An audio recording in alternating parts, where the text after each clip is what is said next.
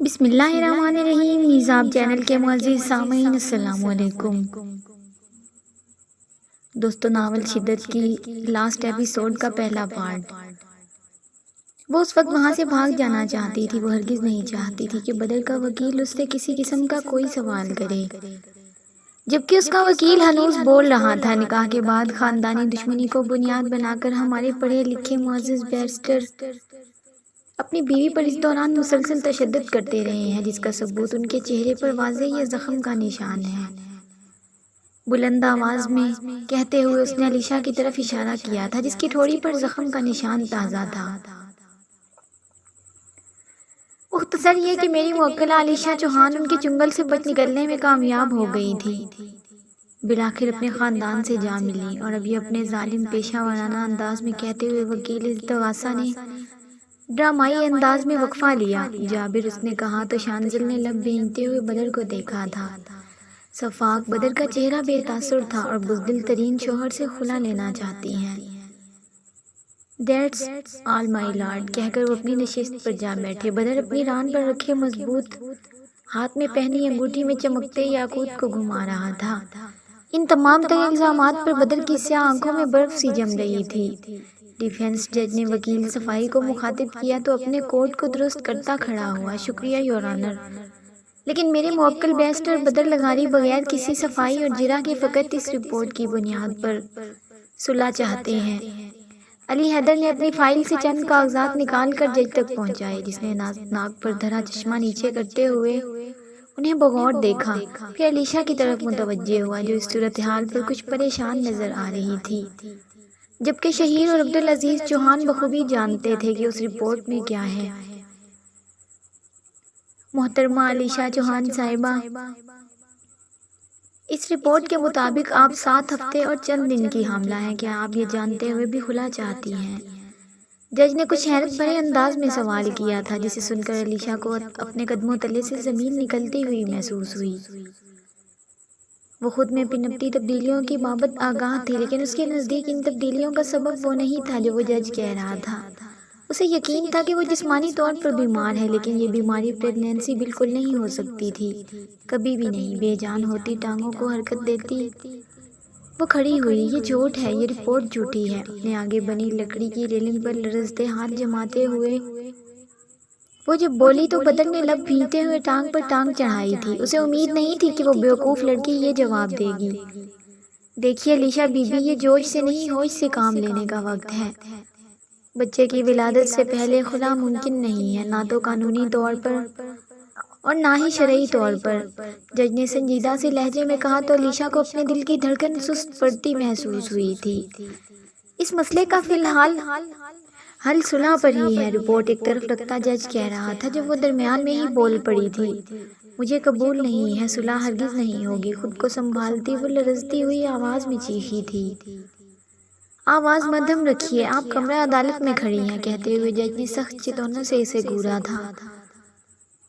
حیدر علی ہاتھ باندھتے ہوئے علیشا کی طرف گھوما۔ "صلح نہیں ہوگی تو پھر جرح ہوگی، اور جب جرح ہوگی تو پھر خلا تو بالکل نہیں ہوگی، یہ تو آپ بھی اچھے سے جانتی ہیں بی بی"۔ سنجیدگی سے کہتے ہوئے وہ آخر میں طنزیہ مسکرایا تھا، جیسے اسے باور کروا دیا تھا کہ وہ دوران اجرا اس کے تمام تر الزامات رد کر دے گا۔ علیشا کی آنکھیں بھیگنے لگی تھی۔ اس نے گردن موڑ کر اس بے حس شخص کی طرف دیکھا، جس نے اس دوران اس کی طرف ایک بار بھی نہیں دیکھا تھا۔ "جو کرنا چاہتے ہیں کریں، لیکن نہ تو میں اس رپورٹ کو مانتی ہوں اور نہ ہی صلح کے کسی آپشن کو"۔ "میں پیگننٹ نہیں ہوں"۔ "میں جانتی ہوں"۔ وہ اپنے موقف پر قائم تھی۔ "یور آنر، مجھے لگتا ہے کہ محترمہ علیشا صاحبہ کے ساتھ پریگنینسی کے علاوہ کوئی ذہنی مسئلہ بھی ہے، جو وہ اس قدر بچگانہ بات کر رہی ہیں، ورنہ اس رپورٹ سے حقیقت واضح ہے"۔ "میں آپ سے فیصلے کی درخواست کرتا ہوں"۔ جج کے سامنے جھکتا علی حیدر بھرپور سنجیدگی سے بولا تھا۔ "آئی آبجیکٹ مائی لارڈ"۔ وکیل استغاثہ فوراً نشست چھوڑتے ہوئے کھڑا ہوا تھا۔ "Objection stand". جج نے اس بات میں سر ہلایا تو وہ مزید بولنا شروع ہوا۔ "میرے معزز دوست جرح نہ کرنے کے باوجود حد سے کہیں آگے جانے پر یقین کرتے ہیں، تبھی اس طرح کی بات کر رہے ہیں"۔ وکیل استغاثہ نے سر ہلاتے ہوئے کہا تھا۔ "چونکہ میری موکلہ کا دعویٰ ہے کہ وہ حاملہ نہیں ہے، تو میں آپ سے گزارش کرنا چاہوں گا کہ عدالت اس پریگنینسی رپورٹ کی تصدیق کروائے۔ وہ مزید بولا تو حیدر علی پھر سے کھڑا ہوا تھا۔ یور آنر، یہ رپورٹس معزز اور قابل اداروں کی جاری کرتا ہے۔ میرے پراسیکیوٹر کی درخواست کا مطلب عدالت کا وقت ضائع کرنے کے سوا اور کچھ بھی نہیں ہے۔ میں آپ سے گزارش کرتا ہوں کہ آپ رپورٹ سے ایک بار پھر دیکھ کر فیصلہ دے دیں۔ علی حیدر نے کہا تو وکیل استغاثہ اس کے مقابل ہوا تھا۔ اگر ایسا ہے تب بھی میں عدالت کی اجازت سے اپنی موکلہ سے کچھ سوالات کرنا چاہوں گا۔ وہ ایک کائیا شخص تھا، علیشہ کے جواب بات سے ہی جان گیا تھا کہ ایسا کچھ ضرور ہے جس کی بنیاد پر وہ ببانگ دہل یہ اعلان کر رہی تھی کہ وہ حاملہ نہیں ہے، ورنہ عبدالعزیز چوہان اسے آگاہ کر چکے تھے کہ وہ حاملہ ہے۔ اس کی درخواست پر جج نے سر اس بات میں ہلایا۔ اجازت ہے؟ شکریہ مائی لارڈ۔ اس نے سر ہلا کر کہا تو علیشہ چالو ناچار دوبارہ کھڑی ہوئی۔ جی تو علیشہ صاحبہ، کیا آپ بتانا چاہیں گی کہ آپ ان رپورٹس کی سچائی سے کیوں انکار کر رہی ہیں جو میرے معزز ساتھی نے عدالت میں پیش کی ہیں؟ علیشہ کی طرف دیکھتے ہوئے وکیل استغاثہ نے پوچھا تھا۔ علیشہ کی آنکھوں میں آنسو چمک رہے تھے۔ کیونکہ میں جانتی ہوں کہ ایسا نہیں ہے، یہ ایسا پوشیدہ معاملہ ہے جسے ایک عورت سے بہتر کوئی نہیں جان سکتا۔ وہ سر جھکا کر بھیگی آواز میں بولی تھی، اس کے لہجے کی اذیت بتا رہی تھی کہ وہ ان سوالات کا جواب دیتے ہوئے گھبرا رہی ہیں۔ بدر کی دھڑکنیں اس کے دل کو جھنجھوڑنے لگی تھی۔ انہیں علیشہ کی یہ ذلت گوارا نہیں تھی۔ وہ ٹیک چھوڑ کر سیدھا ہو بیٹھا تھا۔ آپ کی بات بجا ہے، عدالت گواہ پر یقین تو کر لیتی ہے لیکن فیصلہ ثبوت پر ہی ہوتا ہے، وہی ثبوت جو اس وقت عدالت میں موجود ہے۔ اگر آپ اس انکار کی کوئی ٹھوس وجہ بتا دیں تو عدالت کا وقت مزید ضائع نہیں ہوگا۔ وکیل استغاثہ نے نرم لہجے میں پوچھا تھا تو علیشہ نے پانی بھری آنکھوں سے بدر کی طرف دیکھا جس کے چہرے پر چٹانوں کی سی سختی تھی۔ وجہ؟ اس کے لب کپ کپائے تھے۔ جی تو علیشہ صاحبہ، کیا آپ بتانا چاہیں گی؟ جی ہاں، وجہ؟ وکیل نے اس بات میں سر ہلایا تھا۔ میں وجہ نہیں بتا سکتی، کانپتی ہوئی آواز میں کہتی علیشہ نے سر اٹھایا۔ وجہ ہوگی تو بتائیں گی، ان کے پاس اس فضول انکار کی کوئی وجہ نہیں ہے یور آنر۔ علی حیدر نے پھر سے مداخلت کی تھی۔ آپ خاموش رہیے، آپ کو صفائی کا پورا موقع دیا جائے گا۔ جج نے اسے ٹوک دیا تو علی حیدر کو واپس بیٹھنا پڑا تھا۔ اور محترمہ علیشہ، آپ عدالت کا وقت ضائع کرنے کی بجائے کوئی ٹھوس وجہ بتائیے، ورنہ عدالت کے پاس فیصلے کا پورا اختیار ہے۔ جج نے علیشہ کو بھی لتاڑا تو وہ رونے لگی تھی۔ بولیے محترمہ علیشہ، ایسی کون سی وجہ ہے جو آپ عدالت سے چھپا رہی ہیں؟ وکیل استغاثہ بلند آواز میں بولے تھے۔ علی حیدر کے نزدیک اس لڑکی کے دلائل فضول تھے، لیکن اس کی اگلی بات نے علی حیدر سمیت وہاں موجود تمام نفوس کو ساکت کر دیا تھا۔ میرے شوہر بدر لغاری باپ بننے کی صلاحیت سے محروم ہے۔ وہ جج کی طرف دیکھتی جلدی سے بولی کہ اگر رکی تو بول نہیں پائے گی۔ I object your honour. Ali Haider ایک جھٹکے سے نشست چھوڑ کر کھڑا ہوا تھا۔ شانزل نے بدر کی طرف دیکھا جس کے چہرے پر زلزلوں کے سے آثار تھے۔ اس تمام دورانیے میں اس نے پہلی مرتبہ علیشہ کی طرف دیکھا تھا، اور اس دیکھنے میں کیا نہ تھا، حیرت، اذیت، بے یقینی، شکوہ، اور آنکھوں میں کیا نہ تھا، درد، محبت، حسرت، ٹوٹے ہوئے کانچ کی سی چبھن۔ بدر کو اپنے حلق میں کچھ اٹکتا ہوا محسوس ہوا۔ آبجیکشن آور رول۔ جج نے علی حیدر کی استدعا رد کر دی تھی۔ آپ اپنی بات جاری رکھیے محترمہ، جج نے علیشہ سے کہا جو کانپ رہی تھی۔ بھیگی آنکھوں سے بدر کی طرف دیکھا تو نظر ملنے پر نظر ساکت رہ گئی تھی۔ اس کے لیے مزید بولنا محال ہوا تھا۔ معذرت کے ساتھ، لیکن سچ، ایک اور تلخ سچ جو میری موکلہ اپنے اندر چھپائے کھڑی تھی، ایک نامرد کے ساتھ بھلا دنیا کی کون سی عورت رہنا پسند کرے گی مائی لارڈ؟ بدر لغاری ایک تشدد پسند نامرد ہے جن کے ساتھ رہنا میری موکلہ کے لیے ناممکن ہے۔ وکیل استغاثہ نے استہزاء آمیز انداز میں کہتے ہوئے بدر کی طرف دیکھا تھا۔ اس کی تلخ آواز سنتا بدر رویا نہیں تھا، لیکن علی حیدر کی آنکھیں نم ہو گئی تھی، اور شانزل، وہ تو بنا کچھ کہے وہاں سے واک آؤٹ ہی کر گیا تھا کہ اگر وہاں رہتا تو یقیناً علیشہ کا چہرہ تھپڑوں سے لال کر دیتا۔ ڈیفنس جج نے علی حیدر کو موقع دیا تو اپنی نشست چھوڑتا کھڑا ہوا تھا۔ یور آنر، یہ ایک بے بنیاد الزام کے سوا کچھ نہیں ہے۔ اگر ایسا کچھ ہے تو اپنے معزز دوست سے گزارش کروں گا کہ وہ اپنی موکلہ کا الزام سچ ثابت کرنے کے لیے ثبوت پیش کریں، جو اگر ثابت ہو جاتا ہے تو میں محترمہ علیشہ چوہان صاحبہ سے صرف ایک سوال کرنا چاہوں گا۔ اپنی آنکھوں کی نمی اندر اتارنے کی کوشش کرتا وہ سنجیدگی سے بولتا چلتے چلتے علیشا کے قریب جا ٹھہرا تھا۔ اجازت ہے، جج نے سر ہلایا۔ آپ کا احترام کرتا ہوں لیکن محترمہ، علیشا کی طرف گردن گھماتے ہوئے علی حیدر نے سخت نظروں سے اس لڑکی کو دیکھا تھا جس کے فقط ایک الزام نے بیرسٹر بدر لغاری کی عزت کی دھجیاں بکھیر دی تھی۔ اگر میرے موکل بدر لغاری باپ بننے کی صلاحیت سے محروم ہے تو پھر معذرت کے ساتھ، لیکن آپ جس بچے کی ماں بننے والی ہیں وہ کس کا ہے؟ علی حیدر کا سوال نہیں تھا، ایک چابک تھا جو علیشا کے ساتھ ساتھ بدر کے دل پر بھی پڑا تھا۔ سہارے کے لیے ریکنگ تھامتی وہ ہچکیوں سے رونے لگی تھی۔ آبجیکشن مائی لارڈ، وکیل استغاثہ فوراً کھڑا ہوا تھا۔ جرح نہ کرنے کا دعویٰ کرتے میرے معزز دوست میری موکلہ کی توہین کر رہے ہیں۔ ابھی یہ ثابت نہیں ہوا کہ میرے معزز دوست کی پیش کردہ رپورٹ سچی ہے۔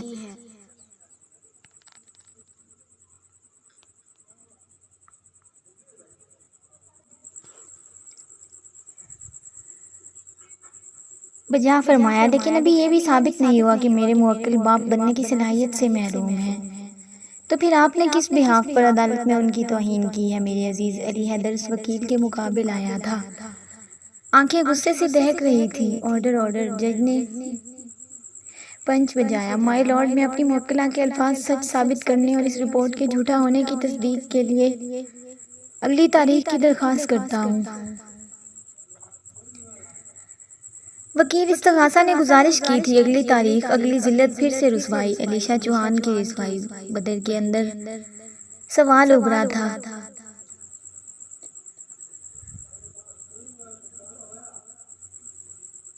اذیت و اشتعال کا سمندر امڑ آیا تھا۔ وہ اپنی چیئر چھوڑتا کھڑا ہوا تھا۔ اس کی ضرورت نہیں ہے، میں اپنی بیوی کے الزام کی تصدیق کرتا ہوں، نہ صرف تصدیق کرتا ہوں، بلند آواز میں بولتا وہ اندر آتے شانزل کو ساکت کر گیا تھا، بلکہ قبول کرتا ہوں کہ میرے وکیل کی طرف سے پیش کردہ یہ رپورٹ جھوٹی ہے۔ براہ راست جج کی طرف دیکھتا وہ بولا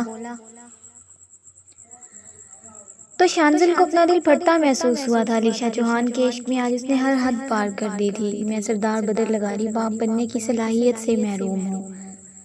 اس نے علیشا کے الفاظ دہرائے تھے۔ شانزل کو لگا تھا کہ اس کی سماعتیں پھٹ جائیں گی۔ اسے اپنا دل بیان کرتا محسوس ہوا تھا، جبکہ وہ جس پر یہ اذیت بیت رہی تھی وہ وہاں ڈٹ کر کھڑا تھا۔ کیا آپ اپنے الفاظ کے نتائج جانتے ہیں بدر لغاری؟ عدالت کی آنکھوں میں دھول جھونکنے کا مطلب سمجھتے ہیں آپ؟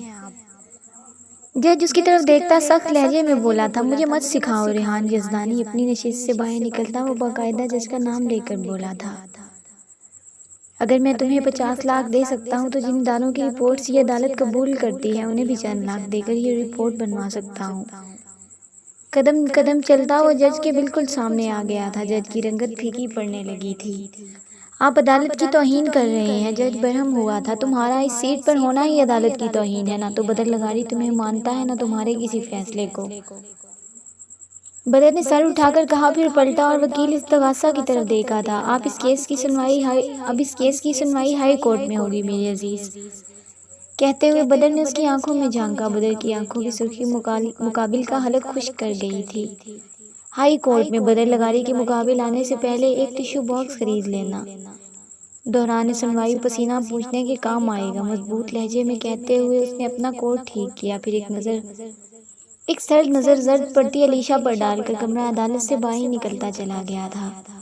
اب جج کیا فیصلہ کرتا ہے اس بات کی اسے رتی برابر پرواہ نہیں تھی، جبکہ شانزل سرت سے اس کی طرف لپکا جو اپنی آنکھوں پر سیاہ گاگل چڑھاتا راہداری میں چلتا چلا جا رہا تھا۔ اسے اتارو اور میری طرف دیکھو۔ اس کے مقابل آ کر اس کی آنکھوں سے گاگل اتارتے ہوئے وہ اشتعال امیز انداز میں بولا تھا۔ اس کی آنکھوں کی سرخی شانزل کی توقع کے عین مطابق تھی۔ تم نے تو کہا تھا کہ تم کم ظرف ہو، پھر یہ جو کمال ضبط کا مظاہرہ تم کر کے آ رہے ہو، یہ کم ظرفی کی کون سی انتہا ہے؟ شانزل نے بھرپور سنجیدگی سے پوچھا۔ اس کے سوال پر بدر کی اذیت ناک آنکھوں میں تیرتی سرخی مزید گہری ہو گئی تھی۔ شاید ظرف کی ابتدا ہے، وہ مدھم لہجے میں کہتا آگے بڑھ گیا تھا۔ شانزل کا ضبط اب جواب دے گیا تھا، جھوٹ مت بولو بدر، آج قتل کر دوں گا تمہارا میں۔ کیوں صحیح تم نے اس کی بکواس۔ آگے بڑھ کر اسے بازو سے پکڑتے ہوئے اپنی جانب گھماتا चिल्लाया था, अपनी ज़बान को लगाम दो, बीवी है वो मेरी। उससे पीछे धक्का देता बदर गड़ाया, बीवी अगर घटिया हो तो उसके मुंह से निकले अल्फाज को बकवास ही कहा जाता है। शांजिल पहले से ज़्यादा गुस्से में बोला था। बदर ने शदीद इश्ताल के आलम में उसका गिरबान जकड़ लिया था। बीवी अगर मोहब्बत हो तो वो जैसी भी हो, जैसा भी बोले, उसके मुतल्लिक बकवास करने वाले का मुंह तोड़ दिया जाता है। उसे झंझोड़ कर बोलते बदर ने आखिर में उसके मुंह पर पूरी कुव्वत से मुक्का मारा था। शांजिल लड़खड़ा कर 2 कदम दूर हुआ था। बेयकीनी से उसकी जानिब देखा था। जो उस लड़की के गहरे वार से नबर्द आजमा होता, उसी के लिए पागल हो रहा था। वो जैसी भी है मेरी बीवी है, मैं उसके खिलाफ ऐसे अल्फाज बर्दाश्त नहीं कर सकता। शहादत की उंगली उठाते हुए बदर उसे वार्न करने वाले अंदाज में बोला। खून छिलकाती आंखों में गुस्सा हलकोरे ले रहा था। शांजिल ने निचला लब दांतों में दबाते हुए नाक से निकलते खून पर हाथ रख लिया। वो कम ज़र्फ है बदर, शांजिल ने तकलीफ ज़दा मध्यम लहजे में उसे जताया तो बदर की आंखों की अजियत बढ़ गई थी। आज जान गया हूँ, उसके लब धीरे से हिले। तो फिर ये भी जान लो कि ये जो कम ज़र्फ होते हैं ना, उनके दिल की गलियाँ बड़ी तंग व तारीक होती हैं। अगर मोहब्बत गलती से ऐसे दिल का रुख कर भी ले तो या तो वहाँ की तारीकी से घबरा कर भाग जाती है या फिर वहाँ की तंगी में उसका दम घुट जाता है। उसकी आंखों में आंखें डालकर कहता वो इस पर बदर की अंदरूनी अजियत की अक्कासी कर रहा था। वो जितना मजबूत कमरा अदालत में बन आया था, इस पर इतना लग नहीं रहा था। बकवास बंद करो, अपनी पलकें चिपक चिपक कर आंखों में उमड़ती नमी पीने की कोशिश करता वो भारी होती आवाज़ में बोला। कमज़र्फ अगर मोहब्बत कर भी ले तो उसकी अनाज जल्द या बदेर उस मोहब्बत का कत्ल कर देती है बदर। शांजिल के लहजे में थकावट थी। बदर ने होले से नफी में सर हिलाया। वो एक बार फिर पलटा था। मोहब्बत मर जाती है बदर, मर जाती है। वो उसकी पुश्त पर चिल्लाया। बदर ने सरद से आंखों को रगड़ डाला था। शायद उनमें उमड़ती नमी का रुखसार पर फिसलना उसे गंवारा नहीं था। दरियाए सिंध के किनारे वाक़े अल्लाह वाली मस्जिद की चमकदार फर्श पर नंगे पांव चलता वो इमाम मस्जिद की गुफ्तगू बड़े इन्हमाक से सुन रहा था। मालियाती मसाइल से हटकर उन्हें कुछ मसालिक की तरफ से मसाइल दरपेश थे। गुज़िश्ता रात ही एक देवबंद मसलक के कायल शख्स को मस्जिद में घुसने की पादाश में कुछ शिद्दत पसंद सुन्नियों ने बुरी तरह से ज़ोदोकोब करके मस्जिद से निकाल दिया था। और मसला ये था कि सुबह होते ही वो शख्स कत्ल हो गया था। नतीजतन उस शख्स को ज़ोदोकोब करने वाले अशखास को ही कातिल मान लिया गया था और वो जेल में थे। मसला गंभीर था और वक्त महदूद। अगर जल्द कोई सद्देबाब न किया जाता तो मामला बिगड़ सकता था। मनसब ने उन्हें काफ़ी हद तक तसल्ली दी थी। फिर वकार शाह को फ़ोन करके मामले की नौइयत से आगाह किया। उन्होंने उसे पहली फुर्सत में आने का हुक्म दिया था। ये दुश्मनदारी वाले मामलात थे। वो नहीं चाहते थे कि मनसब इस सब में पिस जाए। या आप क्या कह रहे हैं बाबा? इमाम मस्जिद ने मुझसे मदद मांगी है, मैं ऐसे कैसे उनकी दरख्वास्त रद्द कर सकता हूँ? वो हैरान हुआ था। मनसब तुम कुछ नहीं जानते, वो इलाका उमर जैदी के साले का है, तुम्हारी जान को खतरा हो सकता है। वकार शाह की संजीदा सी आवाज़ फ़ोन के स्पीकर से उभरी तो मनसब शाह की भवें तन गई थी। ये हर जुर्म का सिरा उमर जैदी से ही क्यों जा मिलता है बाबा सरकार? उसका फशारे खून बढ़ गया था। मैं तुमसे जो कह रहा हूँ वो करो। मनसब फौरन वापस आओ। वो भरम हुए थे। खता माफ़, लेकिन मैं ये नहीं कर सकता, मैं थाने जा रहा हूँ, खितियत भरे अंदाज में कहकर उसने राब्ता मुनक़ता कर दिया था। आया तो वो यहाँ निकाह में शिरकत के लिए था। निकाह इस इलाके में रिहाइश पजीर शाह ख़ानदान के वली अहद का था, सो उसकी शिरकत लाजमी थी। लेकिन अब यहाँ मसला ही ऐसा था कि वो उसे हल किए बगैर वापस जाने को तैयार न था।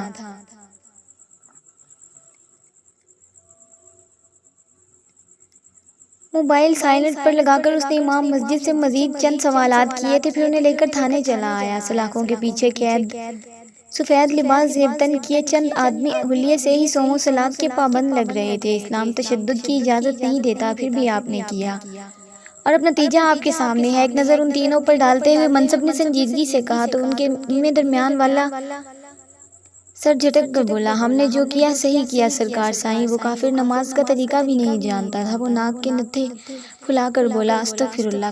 कलमा पढ़ने वाले को काफिर कैसे कह सकते हैं आप? उसके लहजे में तासुब सिमट आया था। वो बस कलमा ही पढ़ता है, इसके अकायद आप सुन ले तो वल्लाह तौबा तौबा कुफर बोलता है वो लोग कुफर। उनमें से दूसरे ने कानों को हाथ लगाए, कैसी बातें कर रहे हैं आप उन्हें काफिर कह रहे हैं तो फिर वो भी आपको काफिर कहते होंगे। अगर आपकी मानकर उन्हें काफिर समझ लूं और उनकी मानकर आपको काफिर समझ लूं तो बताइए मुसलमान कौन है? मनसब ने कदरे ऊंची आवाज में उससे सवाल किया था।